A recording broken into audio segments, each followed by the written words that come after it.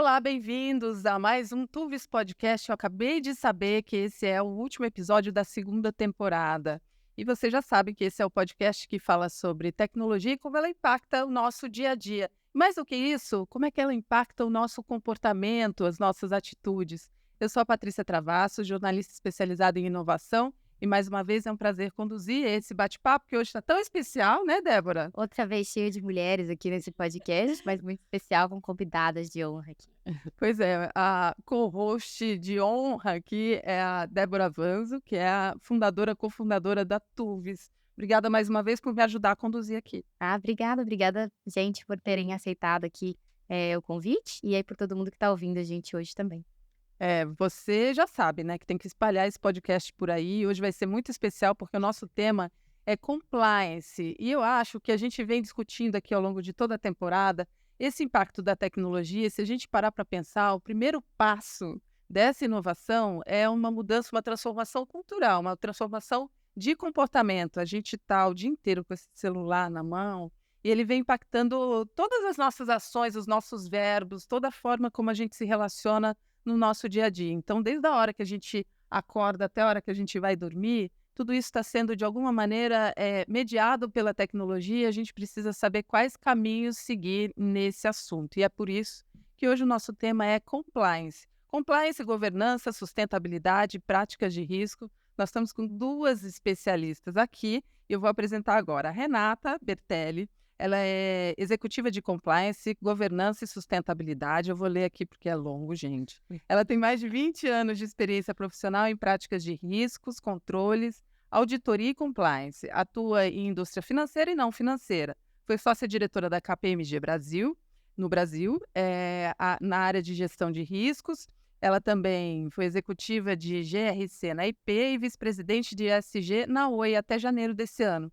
Ela possui MBA pela Fundação Dom Cabral e pós-MBA pela Kellogg School of Management. Obrigada, viu? Obrigada, Patrícia, Débora, minha parceira aí, demais estar aqui. Que delícia, hein? Ai, gente, tá parecendo um papo aqui. Vocês precisavam ter ouvido o pré desse, sabe? Conselhos emocionais aqui. Foi uma coisa linda. Yun, eu quero te apresentar também a Yun Jun Kim. É consultora, escritora, palestrante, cofundadora da plataforma Mundo ESG. Segue aí também, porque tem uns podcasts interessantes. Eu estudei aqui para poder conversar com elas. Conselheira de administração na Future Carbon Group. Membro do Comitê de Auditoria, Riscos e Integridade do Hospital Alemão Oswaldo Cruz. Também foi diretora de integridade do Grupo Aegea. E por 16 anos, olha só, a gente vai falar sobre isso. Ela foi promotora de justiça no Ministério Público do Estado de São Paulo.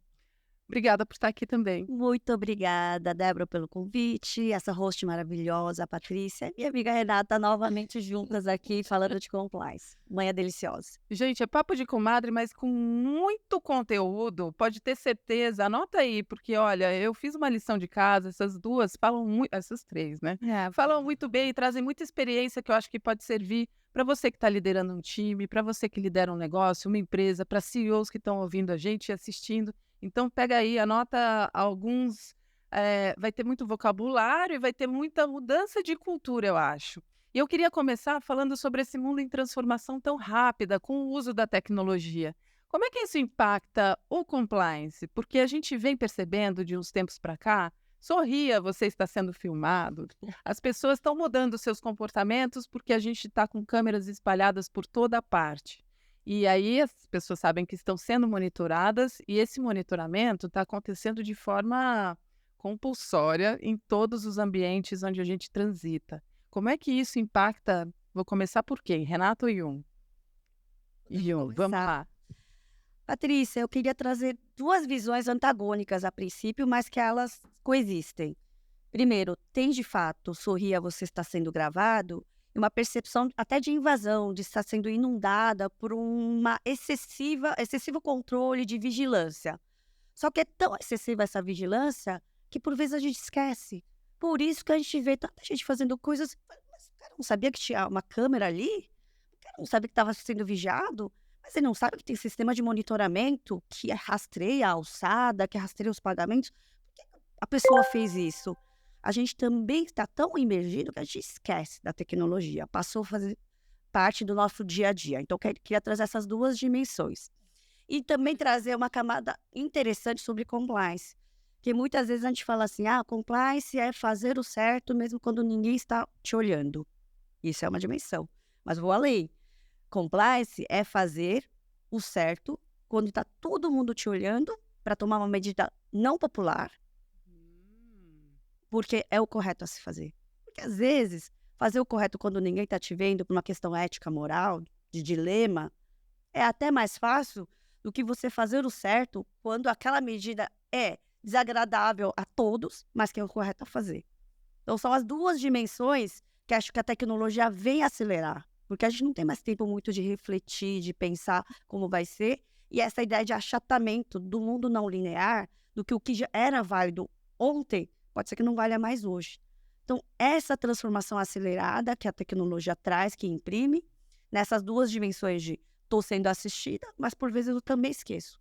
E aí, compliance imiscuído em toda essa nova perspectiva da realidade que a gente vive. Você sabe, quando a gente fala sobre a tecnologia estar o tempo todo presente, ela também começa a você precisar a se posicionar.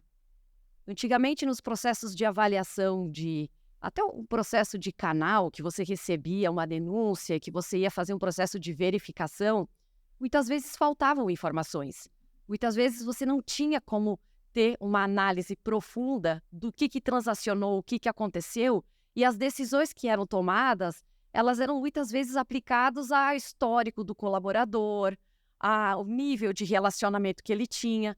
Então, quando aí provoca de que quanto mais tecnologia embarcada num processo de monitoramento e de operação dos negócios e da sociedade, você tem mais informação para que você tenha que analisar, e a tomada de decisão, ela é inevitável. Você vai precisar cumprir aquilo que você estabeleceu com o que eu não aceito, né, o que eu não quero e o que é permitido.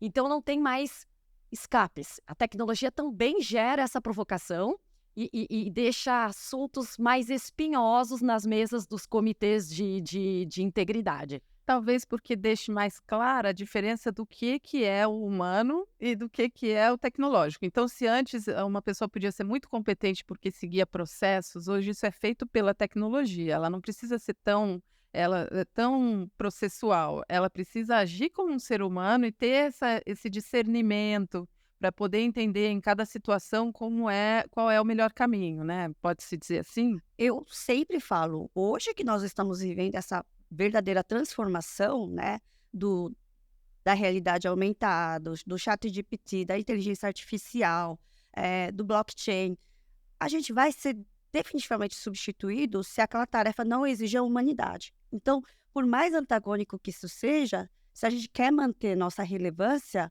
a gente precisa ser mais humano possível, porque de resto a máquina faz melhor.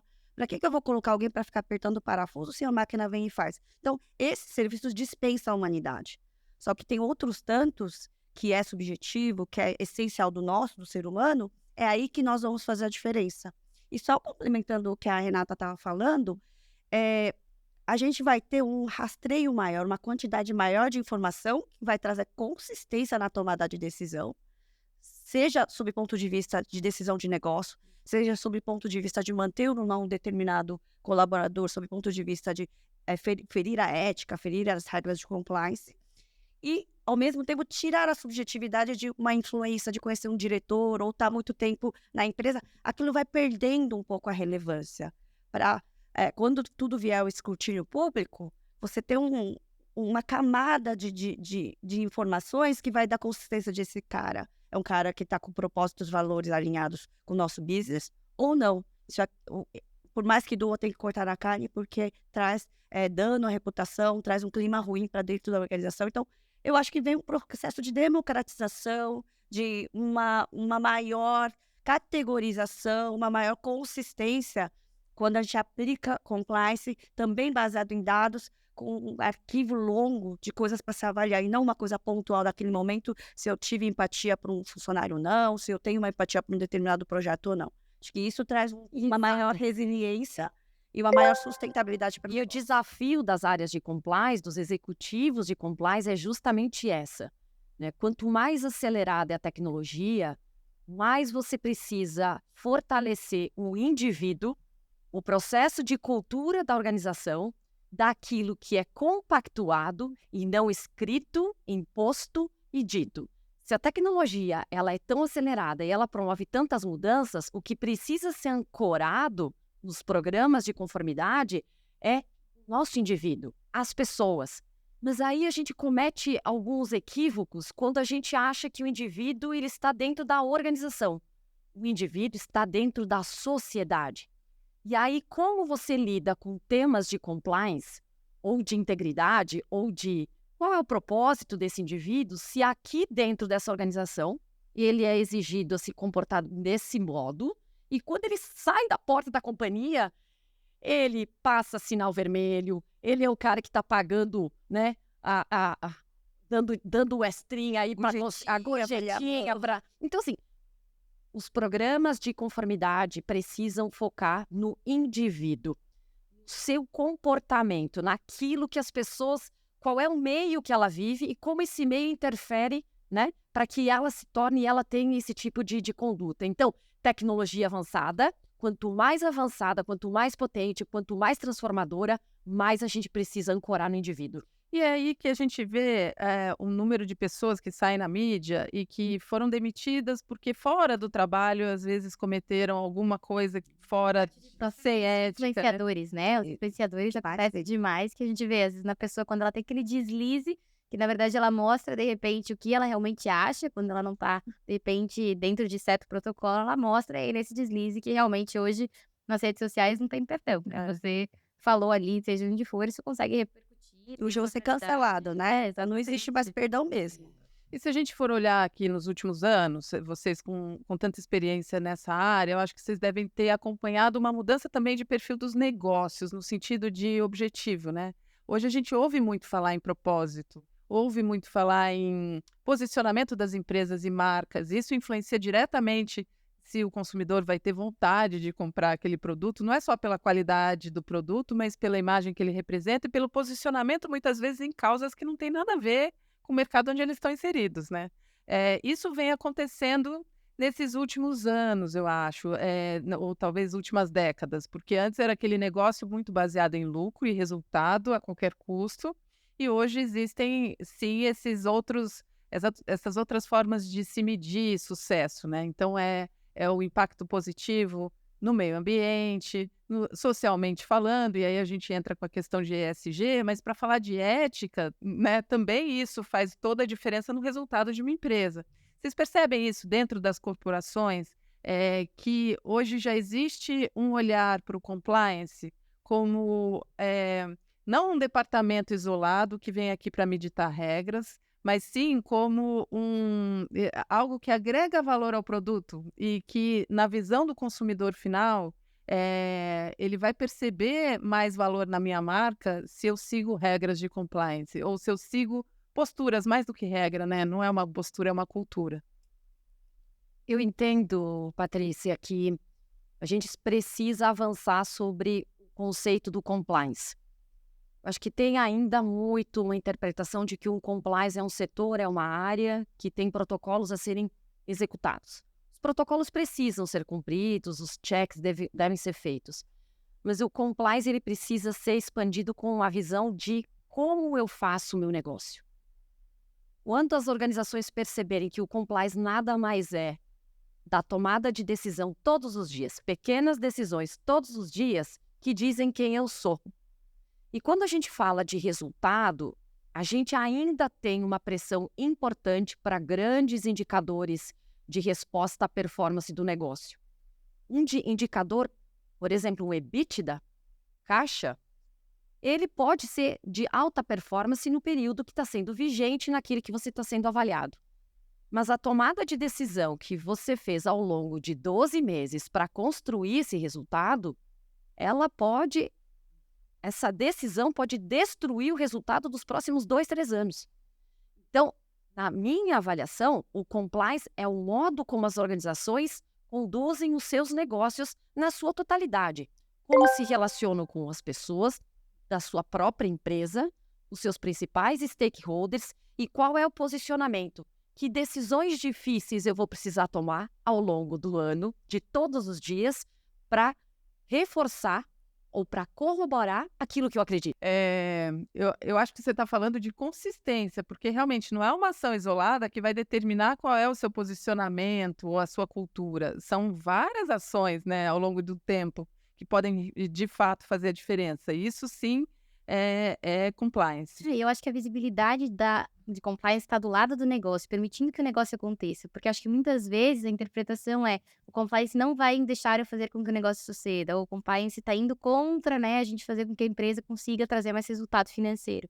E não necessariamente, né, eles estão te protegendo quando a gente fala em termos de longo prazo, mas ao mesmo tempo, se você não tem a área de negócios tendo também essa visão, que é importante para o negócio continuar existindo, você acaba sempre entrando naquela questão de não ser tão popular as decisões. Ou sempre tem que ter alguém na mesa para falar, gente, legal, mas não vamos poder ir por esse caminho. Mas sempre também o posicionamento do compliance trazendo alternativas. Porque eu acho que igual a área de segurança, igual qualquer outra área que tem que dar posicionamentos mais difíceis, muitas vezes não é só dizer, não posso fazer. É sempre, ok, assim a gente não pode, mas existe um caminho que a gente consegue continuar trazendo negócios, mas seguindo pelo que é de fato recomendado, né? Então, eu acho que é um pouco disso também. Ô, Débora, você como CEO de uma empresa de tecnologia, eu fico pensando também ainda, falando de passado até hoje, tentando fazer essa evolução, os departamentos de tecnologia antes eram muito isolados.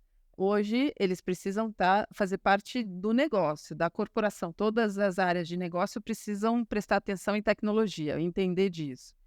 Assim como o RH, eu acho que da pandemia para cá, a gente percebe um fortalecimento do RH, que não é mais aquele departamento que só contrata e demite pessoas, mas é um departamento que ele tem que estar olhando para pessoas individualmente, para colaboradores de uma forma geral. Ele tem que estar em todos os departamentos de uma certa forma, né? Você acha que compliance também é assim? Como CEO, como é que você gerencia isso dentro da TUVS, por exemplo? Eu acho que tem empresas que têm diferentes níveis de amadurecimento. Então, tem empresas que às vezes você olha para uma área de tecnologia, uma empresa de tecnologia, uma fintech, por exemplo, a área de tecnologia é extremamente integrada em todo o processo de qualificação. Às vezes você olha algumas outras indústrias, que são indústrias, de repente, mais tradicionais, que você não enxerga, de repente, a área de tecnologia tão próxima do negócio. Do mesmo jeito que o RH também não é tão próximo da área de negócios e ainda, mesmo depois da pandemia, continua naquela função de fazer o trabalho só operacional de RH. Então, o que a gente falava, acho que no começo, né, da conversa aqui, é um pouco da transformação cultural mesmo. Então, transformação do posicionamento de compliance e até a própria área de tecnologia também, mas que não seja somente uma coisa de grandes empresas ou de obrigações de empresas de capital aberto, né? Que sejam coisas que a gente enxergue em empresas de menor porte de qualquer segmento. Eu acho que esse é um pouco do desafio também, né? E a gente aqui na TUVS, obviamente, tenta aprender muito do que a gente tem, como a gente foca em enterprise, né, em clientes de grandes corporações, a gente tentar trazer as melhores práticas, mas com certeza a gente ainda é uma empresa de pequeno porte, né? Tentando se ajustar a essa realidade. E aí vai a minha próxima pergunta para vocês. Como é que as empresas podem dar esse primeiro passo? Então, independentemente do tamanho, mas provavelmente o primeiro passo no compliance pode ser uma empresa pequena, né? Porque as grandes a gente supõe que já tenham galgado alguns avançado nesse aspecto. Mas qual seria um caminho? Porque não é mais como a antiga imagem que a gente tinha de compliance, não é uma cartilha, né? Uhum. Eu gosto de falar, Patrícia, que etiqueta vem do termo ética, que é a pequena ética entre as relações. É como as pessoas vão, mesmo não estar escrito, um combinado para a gente manter um longo prazo, um relacionamento de longo prazo, duradouro, de respeito. Então, a empresa, não importa em qual ramo, qual setor ela esteja inserida, ela tem diversos stakeholders. E é exatamente como vou me relacionar com esses stakeholders, sejam eles acionistas, nossos colaboradores, investidores, cliente, nossos parceiros de negócio, a sociedade, estabelecer como eu quero me relacionar com essas pessoas. Então, primeiro de tudo, apesar de não ser uma etiqueta, precisa de regras claras e escritas, porque isso eleva a confiança, isso eleva a sua governança. Tendo a alta governança, tendo a alta confiança, você atrai tanto bons talentos e retém esses talentos, quanto você atrai investimentos, e investimentos a custos mais baixos. Então, primeiro de tudo, é importante você saber que valores você vai praticar, porque com esses valores bem definidos, que pode ser através de um código de conduta, pelos processos e procedimentos, você fala para os seus colaboradores qual é o valor, propósito e missão da empresa. Porque nada mais, nada menos do que compliance é uma expectativa de comportamento que a gente espera dos nossos gestores. Porque nem sempre o dono do capital, acionista, sócio, está no dia a dia da empresa. E por muitas vezes tem uma assimetria de informação tão grande que o que o acionista quer não cascateia para os funcionários ou não cascateia até lá embaixo. Então, essa é a importância de manter o valor sempre atualizado, porque a ética está baseada em comportamento, está baseada em valor, e a consistência que vocês estavam mencionando, é o longo prazo que eu estava mencionando. A gente é o que é pela prática reiterada. Então, se a gente quer ser uma empresa virtuosa, que agrega valor, com isso a gente consegue fazer mais lucro e agregar valor à comunidade, prosperidade, você tem que ser consistente, com uma regra bem definida, clara, do que eu declaro que eu sou e de efetivamente praticar esses valores diuturnamente. Eu acho que também tem uma questão de educação, porque muitas vezes você vai lá, você começa um trabalho numa empresa, por exemplo, e você recebe, seja código de conduta de fornecedor, seja código de conduta de cliente, você sempre tem as regras, mas às vezes a regra tá lá quando você entrou na empresa 15 anos atrás.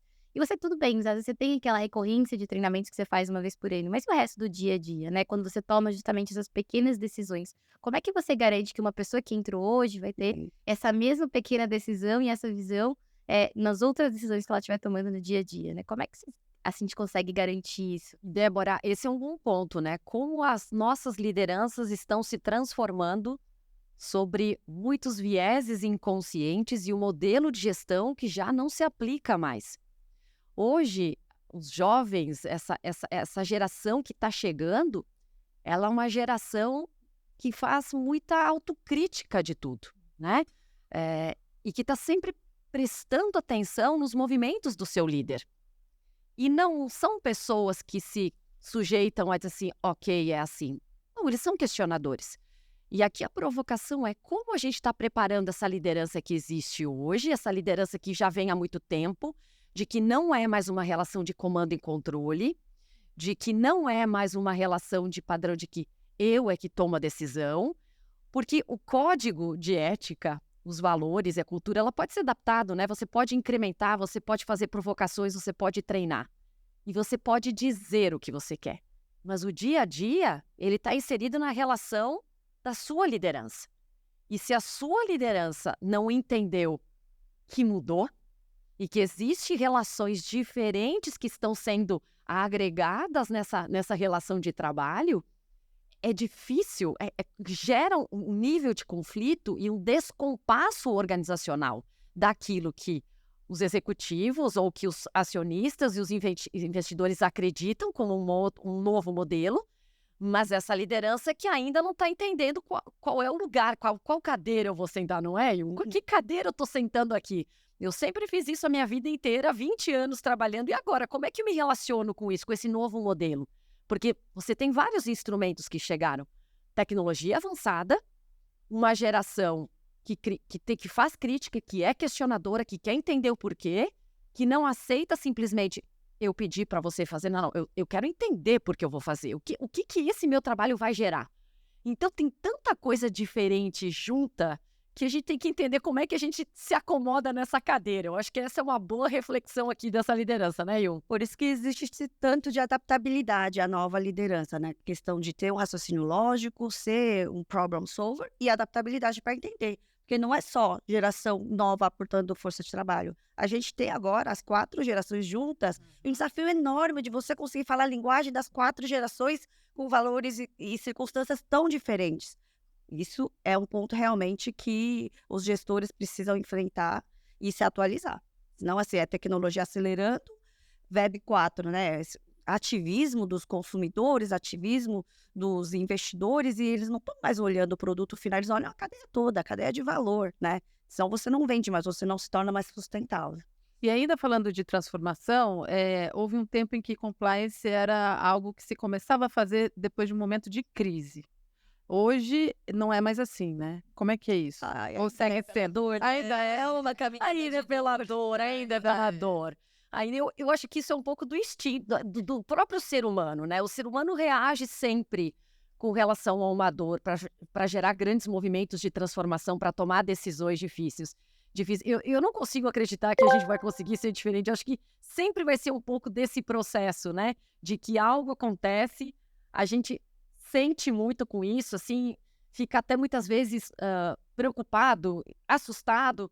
Aí você vai assimilando e entendendo, ok, eu entendi, então que agora eu preciso fazer essas adaptações. É tipo médico. É mais ou menos assim. E é triste, porque eu acho que tem a ver um pouco com como compliance veio sendo mal interpretado, né? Que é contrário a assumir risco, é que o contrário ao business. Eu não acho compliance é inteligência de uma empresa. Se a gente conseguir vender para os tomadores de decisão realmente lá do topo, que são os tomadores de decisão, quem é dono do capital, entender que isso é antecipação de um risco, que é melhor você trabalhar com gestão de risco do que gestão de crise, e que, igual a Débora falou, não é que a gente não vai fazer, porque se é simplesmente para compliance fazer, não faz porque a lei tal diz que não pode, para que compliance? De novo, coloca uma máquina. A gente coloca todas as leis numa máquina, vai dizer isso pode, isso não pode.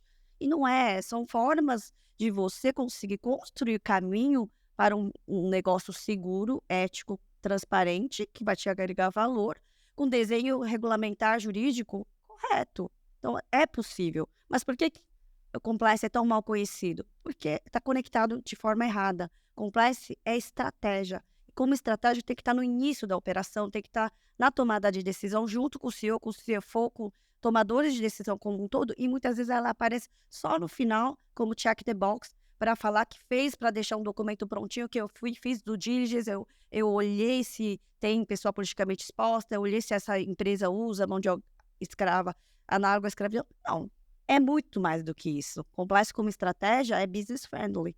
E a gente vende mal, né? Enquanto compliance officer, a gente vende mal essa agenda. É gestão de risco, é uma forma de você melhorar a cadeia de suprimento, porque pensa, se eu tenho boa imagem e trabalho com boas pessoas, eu tenho capacidade de negociar melhor. E se eu tenho algum ponto de fraqueza, eu não tenho. Muita gente vai me negar a fornecer certos materiais. Vai ter banco me emprestando dinheiro a custo... Não é que o banco diz não sempre. Apenas ele vai emprestar com um spread maior. Então, assim, olha quanta agenda que se empilha aqui, né? Então, acho que tem muito disso. Eu penso que, assim, compliance, a gente tem que sempre estar entendendo do business. E não como uma categoria isolada do departamento de check the box, que tem que preencher 1000 formulários e diz não, não, não, não, dá código de conduta para assinar e faz provinha para retenção de conhecimento. É sair e quebrar esses paradigmas, que é o que mais atrasa a chegada da ética como forma de gestão nas empresas. Lembrando que IBGC acabou de rever a sua 6ª edição das Códigos de Boas Práticas e pela primeira vez ele colocou a integridade corporativa, a ética, como um dos valores. Permaneceram os 4 princípios anteriores, com uma leve roupagem diferente, né? Sai a responsabilidade social, entra a sustentabilidade com uma noção um pouco maior de gestão de risco. Sai o accountability, sai no sentido de sai a prestação de contas e entra a responsabilização para trazer um pouco mais a ideia de você estar vinculado à tomada de decisão e não vai ficar escondido atrás do CNPJ, eu não sabia, eu era parte do conselho, uma maior responsabilização daqueles tomadores de decisão, tudo baseado na integridade e na sustentabilidade, junto com a transparência que sempre esteve por lá. Yun, aqui a gente precisa também colocar uma lente, gostei do tema que você falou sobre como a gente vende o compliance. A forma como a gente presta contas das ações que a gente desenvolve, né, que o processo de compliance ele é operado dentro das organizações, ele é muito descolado do business. A gente precisa encontrar mecanismos, entender qual é o perfil da organização e capturar oportunidades de incluir em reportes de negócio o que o compliance atuou. Se eu falo, por exemplo, de um relatório de vendas, e se estou dizendo que eu estou aumentando as minhas vendas ou que a minha margem melhorou, quais foram os mecanismos que foram utilizados? Uma política de crédito, ela é um instrumento de compliance. Então, todos os mecanismos e arcabouços que ajudam a organização a gerar resultados consistentes são instrumentos de compliance. Então, por que eu vou como compliance sozinha para uma reunião executiva, ou para um comitê, ou para o conselho, dizer que eu fiz 400 diligências? Por que eu não vou junto com o negócio dizendo que o negócio vem performando de forma consistente, né? Que eu tenho baixa devolução, que eu tenho alto comprometimento da minha cadeia de valor, e inclusive a qualidade do produto que eu gero, né? Ela vem sendo reconhecida pelos meus clientes na perspectiva que eu agrego instrumentos de verificação, de acompanhamento. Então, conectar as práticas e as ferramentas de compliance dentro do reporte executivo seria uma oportunidade única de dizer que está tudo muito integrado. Então, se não parece ser mais um protocolo, mais um item que eu estou prestando contas, do que propriamente algo que tá dando sustentação para essa perenidade de negócio.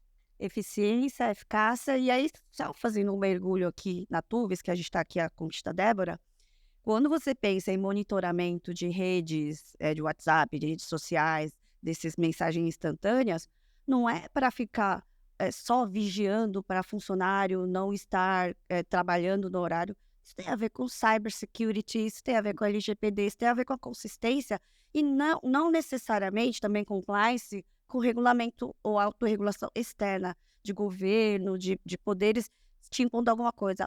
Um dos maiores buracos de uma empresa é fraude interna, né?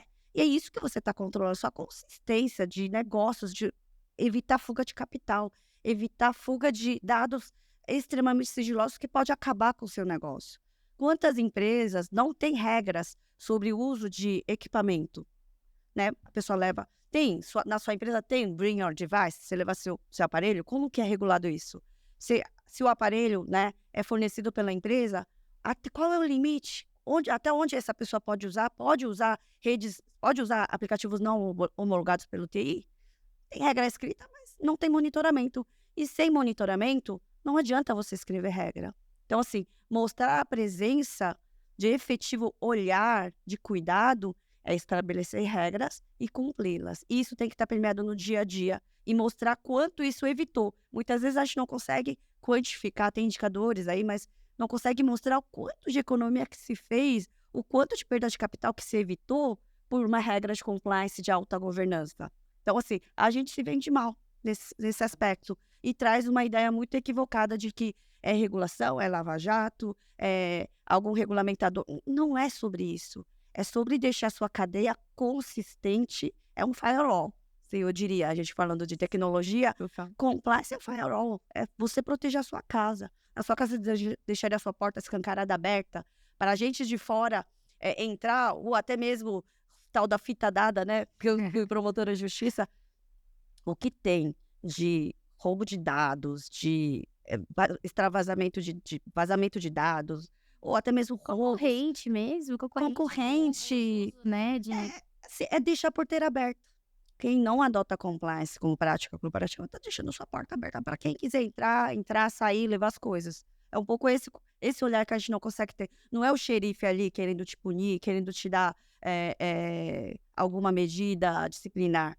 Não é sobre isso, é sobre cuidar do seu negócio. Mas eu acho que aí um pouco entra no que a gente estava falando de eu só aprendo na dor, né? Então, você só consegue uma agenda, você só consegue priorizar se efetivamente eu já tive um vazamento, se efetivamente já aconteceu de eu ter tido fuga de informação privilegiada. Então, assim, quando acontece isso, é até a questão do que a gente brinca do médico, mas assim, o vizinho tá com câncer, aí você fala, eu vicio, né? Ainda você fala, putz, né? Realmente, eu tenho que mudar alguma coisa. Mas quando acontece dentro de casa, que é, mesmo você tendo o mesmo segmento, né? Ou a indústria se movimentando para um determinado comportamento, quando acontece dentro de casa, que a gente fala, opa, preciso parar tudo e agora realmente eu tenho que olhar. Mas aí, uma coisa que poderia ter sido do dia a dia evitada, tem que ser a prioridade de todo mundo, porque realmente você teve uma incidência. Então, eu acho que é um pouco disso, de mudança de cultura, do papel de compliance dentro da organização, e compliance está, que nem hoje a gente olha, né, a parte de recursos humanos que a gente estava falando. Hoje tem a figura do business partner, que está ali do lado, que é uma pessoa que olha para a área de negócios, mas conecta com o RH. Quando a gente olha da parte de segurança também, né, a gente fala, tem figuras da Chief Information Security Officer, mas agora também tem a figura do BISO, né, que ele vai lá, ele olha o business, ele está fazendo a ponte entre os dois. Então, eu acho que talvez falte essa aliança, né, porque muitas empresas têm executivas que nem vocês, que obviamente olham o negócio e querem fazer o negócio continuar acontecendo, mas pensando na cadeia a longo prazo, mas também tem muitas pessoas que pensam no seu próprio CPF, vamos dizer assim, né? Por que eu vou aceitar aquele risco, sendo que eu, Débora, fui lá e aceitei esse risco, se é mais fácil, de repente, eu falar que não, Mas eu me resguardo, né, no ponto de vista pessoal. Então acho que essa é muito delicado, né, por onde você vai e como que você consegue quebrar esse paradigma. Essa história do CPF é a história do cidadão, que as empresas são formadas por cidadãos, né. E se a gente for falar de cultura, aí o buraco é mais embaixo, porque o brasileiro sempre foi o povo do jeitinho, o jeitinho brasileiro. E eu queria falar com vocês a respeito um pouco disso. Caiu na minha mão uma vez uma pesquisa que eu achei tão interessante, nunca mais esqueci. Eles fizeram uma pesquisa com 100 pessoas, e aí diz que dessas 100 pessoas, 10 sempre fariam a coisa certa, independentemente da oportunidade, vamos dizer assim, de fazer uma coisinha errada. Puxa vida, nossa, essa multa eu não estava ultrapassando o sinal vermelho, essa multa não é minha, aí você vai lá e paga alguma coisa para não ser multado. Enfim, 10 jamais fariam algo errado. 20 sempre fariam algo errado, mas sobram aí 70. E esses 70 depende da situação, tudo é relativo, aí depende da minha proximidade, se sou eu fazendo a coisa errada, não é tão errada assim, presta atenção. É muito cara a TV por assinatura, é por isso que eu estou fazendo gato net, né? Que é tão usual. Agora, se é meu vizinho fazendo, eu falo que absurdo, né? Porque eu estou pagando a mensalidade, e aí você fala, olha que absurdo, não paga a mensalidade, né? Então, dependendo da sua distância em relação à infração, digamos assim, você tem um julgamento diferente. Tudo isso para perguntar para vocês o seguinte: a gente está reagindo em relação a esse jeitinho brasileiro? Ele está realmente, assim, faz parte da nossa identidade brasileira? Olha, o olhar de quem já foi promotora de justiça, nós somos duros aqui, viu? Só é difícil. Infelizmente, a gente tem uma tendência a esse 70% oscilar bastante, e é com bons exemplos que a gente muda isso, né? Então, eu não vou pregar para o convertido. Eu não preciso ficar reforçando regras de compliance para quem já não faria nada de errado, assim como não vou converter uma pessoa que já nasce com caráter desvirtuado, achando que eu vou conseguir distortar o pepino que nasceu torto. A gente tem que trabalhar com essa massa de 70%. É igual a eleição nos Estados Unidos, que republicano extremo sempre vai votar, democrata extremo. A gente trabalha só com esse meio. E esse meio, eu tenho a impressão de que o Brasil melhorou, tá? Apesar de, na última pesquisa da Transparência Internacional, a gente continua com, acredito que a gente ficou com 38 pontos, numa escala de 0 a 100 de percepção de quanto o país é corrupto, sendo que quanto mais próximo de 100 país é mais correto, mais íntegro, e mais perto do 0, mais corrupto. Nós ficamos em 38º lugar, ranqueados junto com países como Venezuela, países da África que está em conflito civil, em meio à guerra. Então, assim, é vergonhoso o que a gente está vivendo. Mas em termos, assim, de quem viveu 16 anos de segurança pública, do lado processando criminosos, etc., me parece que aquele cafezinho que a gente molhava a mão do guarda, aquele jeito de pagar para tirar CNH, diminuiu bastante. Então, houve uma evolução da consciência, da presença dessa agenda, né? Até mesmo pela legislação que vieram, né? Um reforço. Com alguns retrocessos, teve avanço, teve evolução, ao meu ver. Tanto que a gente acabou de completar 10 anos de lei anticorrupção, porque até então não tinha uma responsabilização da pessoa jurídica de imposição de multa, de fechamento do CNPJ, de não poder licitar, não poder participar e vender para a administração pública. Então, tem série de medidas que vieram a mostrar que a sociedade não tolera mais algumas atitudes, seja da pessoa física, seja da pessoa jurídica. Então, acho que sim, teve evolução, é um longo caminho a percorrer, porque tem países, por exemplo, eu sou coreana, eu venho de uma tradição que há mais de 5.000 anos, o que movimenta a sociedade é estudo e trabalho e o retidão de caráter. Então, imagina 5.000 anos, isso sendo passado de geração em geração, de forma oral, mas também de forma escrita, e sendo pregado com o que te dignifica é trabalho, estudo e retidão de caráter. Não, e se a gente acompanhar a história da Coreia do Sul, tudo que aconteceu por conta da educação, do investimento em educação, o boom que aconteceu na Coreia, econômico que aconteceu na Coreia por conta desse investimento em educação, você fala, puxa, vale a pena, esse é o caminho certo. Mas você acha que lá, Patrícia, também tem os 10% éticos, tem os 20% torto, E só que o que a gente precisa trabalhar é com 70. Acho que o diferencial é esse. Então, educação, um melhor investimento, uma maior dignidade enquanto ser humano, informação, desenvolvimento. Tudo isso é com os 70 que trabalha, que são os mesmos 70 que estão aqui, né? A gente pode entender isso numa dimensão da sociedade, mas também dentro de uma empresa que é um microcosmos. Então, o reforço, a importância de não ser check the box, de não ser só um código de conduta, de não ser só uma retenção de estudo, de curso obrigatório que você tem que assistir vídeo por ano para poder estar em check com RH, não ser só alguma coisa para inglês ver, se ser praticado dia a dia. A gente é o que a gente é pela consistência, pelo exercício contínuo, né? Então, eu não acho que tem um grande problema aqui. Eu sou coreana, posso dizer, lá também tem seus Quero jeitinhos. tocar nesse assunto, na origem de vocês, porque é muito interessante a história das duas, que eu já sei. Mas conta pra mim essa sua vinda da Coreia com a sua família pra cá e como é que você chega no compliance, como é que você chega ao Ministério Público depois dessa imigração, né? Tá, para fazer long story short, né? Eu venho para o Brasil aos 11 anos de idade, acompanhada dos meus pais e meu irmão, porque meu pai queria fazer a América dele, sonho americano, só que era sul-americano, o sonho dele. Eu acabo... Ele tinha mais bom gosto. Sim, clima tropicalizou o sonho americano.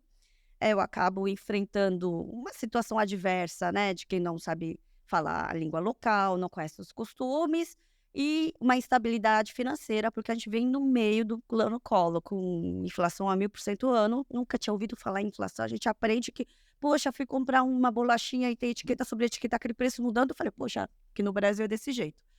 Diversos negócios, como todo bom imigrante, a gente acaba aprendendo, né, ser gestor no dia a dia, contratar, demitir gente.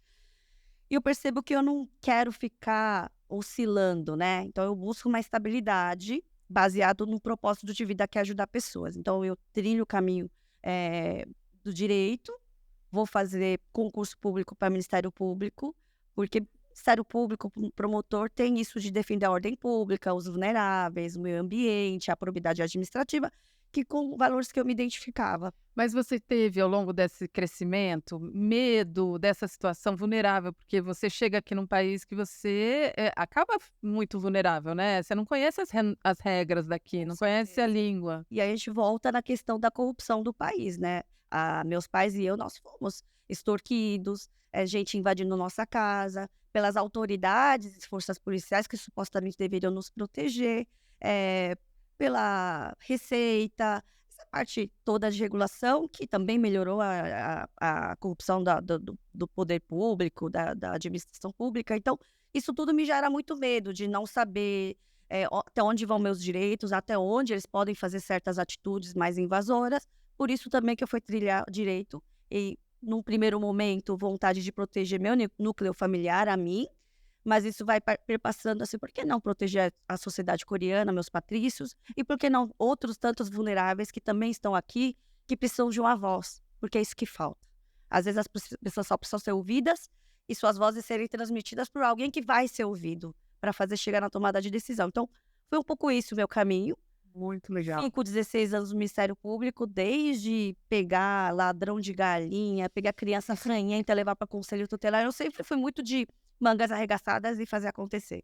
Eu nunca fui promotora de gabinete, ficar lá dentro, mundo caindo lá fora, assim, não tem nenhum processo aqui na minha frente. Nunca fui formalista. Sempre fui de buscar problema, e o problema nunca faltou.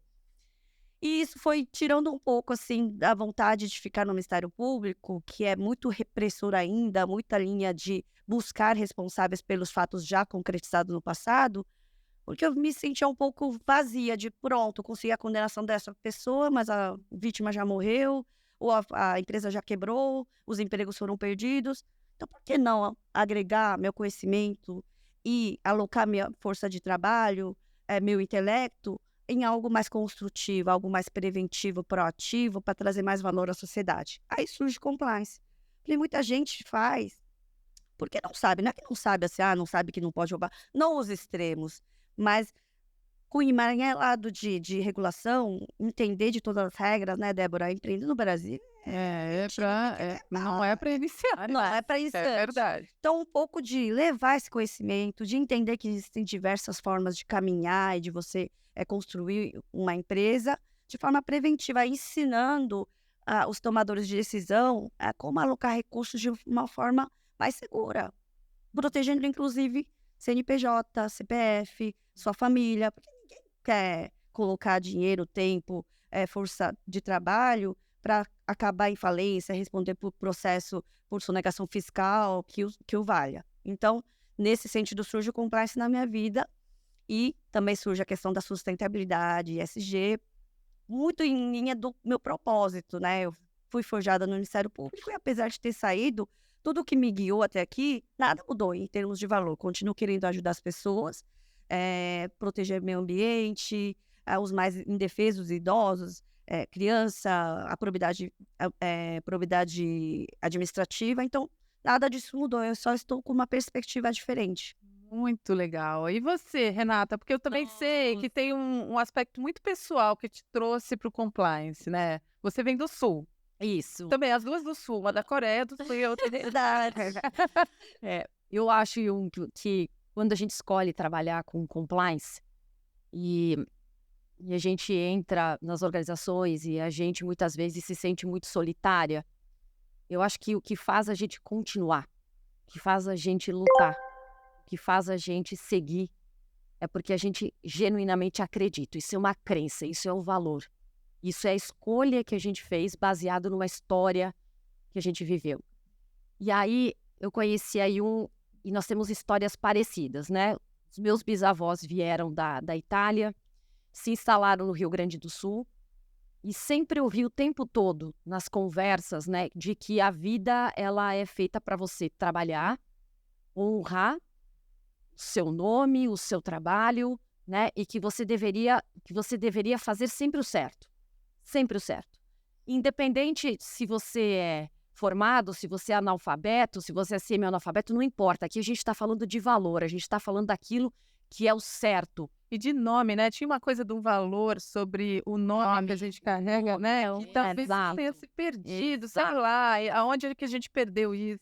E aí eu acompanhei o meu pai, minha mãe, né? Então o meu pai é semi-analfabeto e fez até os meus 13, 14 anos, né, 2 grandes negócios. Um era um negócio de transporte, o outro era de vinho, produção de vinho, porque ele entendia que vender a fruta, né, ela precisava agregar mais valor. Olha que interessante. Visão de gente. negócio, Visão de né? negócio. Deixa eu processar um pouco mais, né, para poder produzir.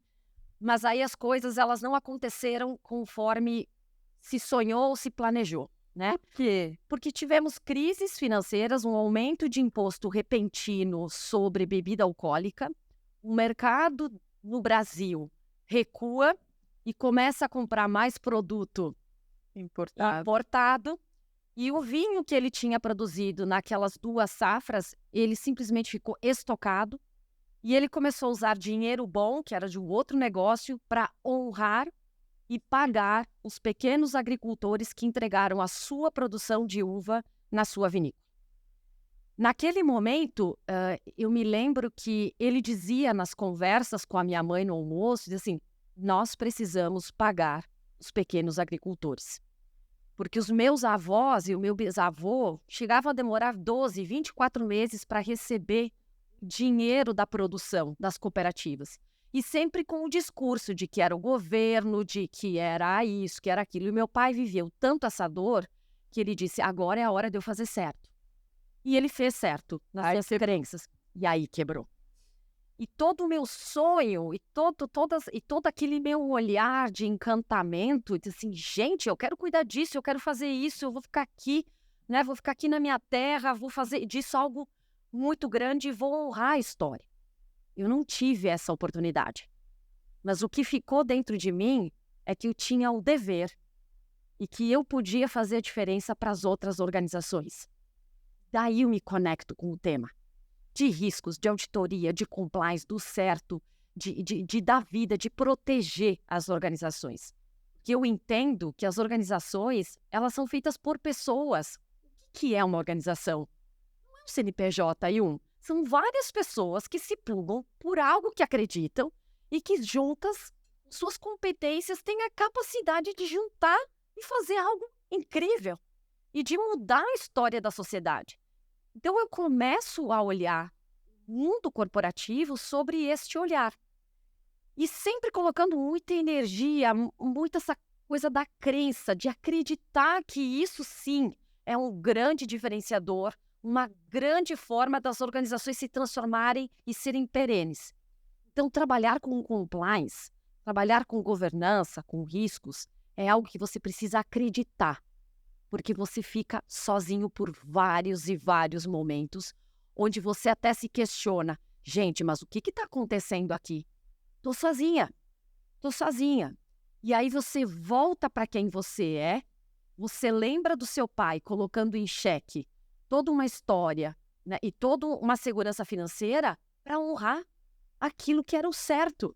Então é disso que a gente está falando, né? E eu tenho orgulho dessa história, eu sempre conto, sempre compartilho, porque eu acho que o indivíduo precisa se conectar com aquilo que ele acredita que ele pode fazer a diferença na sociedade, na família e para si, né? O que você está alimentando quando você levanta todo dia para poder viver nesse mundo, lidar com todas essas diversidades, né? Então você tem que ter muita fé, eu digo assim. O que é que eu acredito? O que eu quero fazer parte da vida das pessoas e o que eu quero deixar como legado quando eu olhar para trás? E eu que convivo com a Renata intensamente, né? Eu digo que seu pai fez uma ótima escolha, consistente com o valor dele, e aquelas 2 safras podem ter até sido motivo de prejuízo. Mas olha essa safra de um vinho de qualidade que só melhora ao longo dos anos e que frutiferou e que levou tanto conhecimento que poderia ter ficado só na sua família, você tocando sua produção ali da vinícola.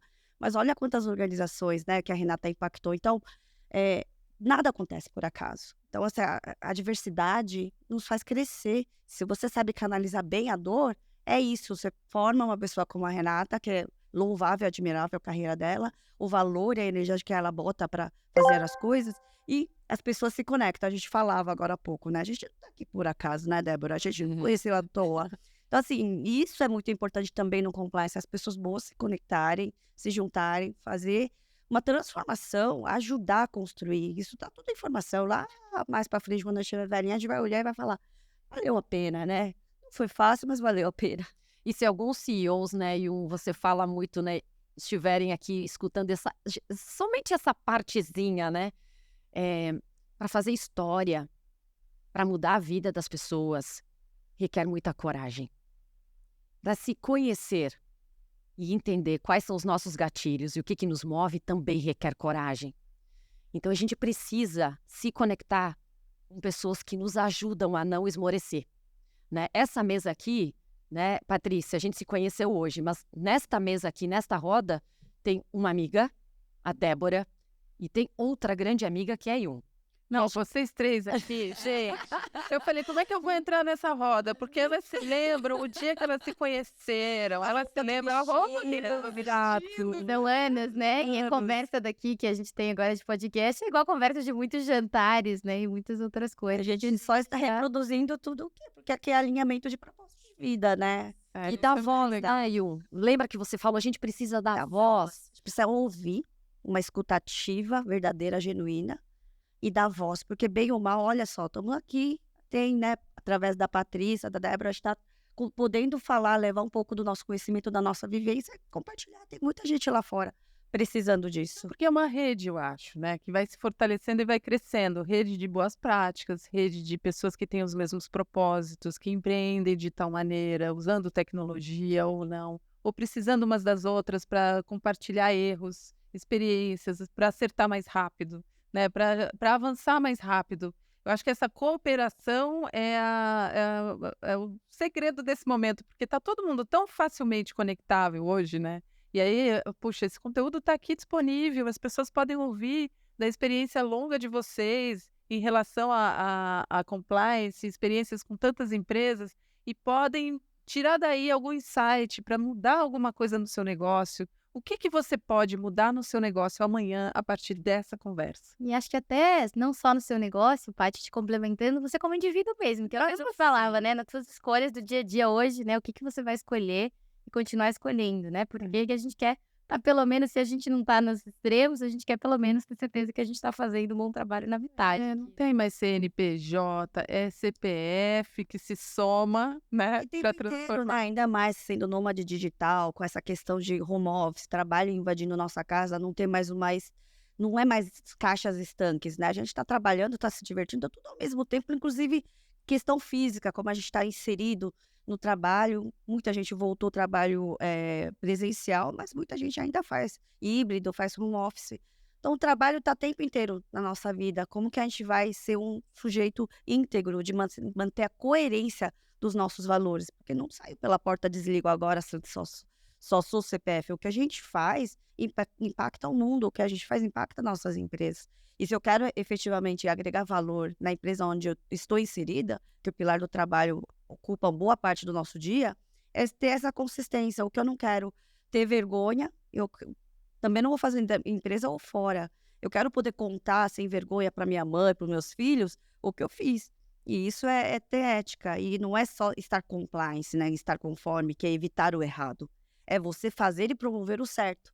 Então, não se fala lá na regra da governança do IBGC, fala de compliance. Não se fala da integridade, que é a lei. É não só evitar o errado, mas percorrer de forma incremental, aprimoramento contínuo, sempre buscar o certo, que é ser íntegro. Gente, eu vou encerrar, porque olha, a gente já trouxe tantos recados maravilhosos aqui, eu acho que foi muito gostoso, muito consistente, como deveria ser esse tema, realmente, e a gente pensar que essa não é uma atitude de curto prazo, superficial. Nada disso pode ser feito para postar nas redes sociais da sua empresa, da sua marca, ou na sua rede social pessoal. Não é uma ação isolada, é algo de longo prazo. Assim como esse podcast. Esse é o último episódio da segunda temporada, mas a gente logo tá de volta com mais temporada por aí, né, Débora? Mais terceira temporada que já virá. Encerramos aí com chave de ouro aqui. Meninas, muito obrigada por terem participado. Foi ótimo escutar vocês aqui. Tenho certeza que trouxe bastante conhecimento aí para quem está escutando a gente hoje também. Obrigada, sucesso aí para vocês, o podcast. Eu me sinto muito honrada de estar dividindo essa mesa com vocês, mulheres muito admiráveis. Tô aqui emocionada, de lágrimas nos olhos. É disso que a gente está falando. Viver é isso. Viver é fazer a sua parte. Fazer a sua parte. Acho que cada um precisa fazer a sua parte. E a gente aqui está fazendo a nossa, compartilhando, né? Trocando, se conectando. Débora, obrigada. Viu? Nossa, essa mulher é demais. Paty, obrigada. Foi uma delícia. Obrigada. Gente, compartilha, dá o like. Não esquece, espalha esse podcast por aí. Até a próxima.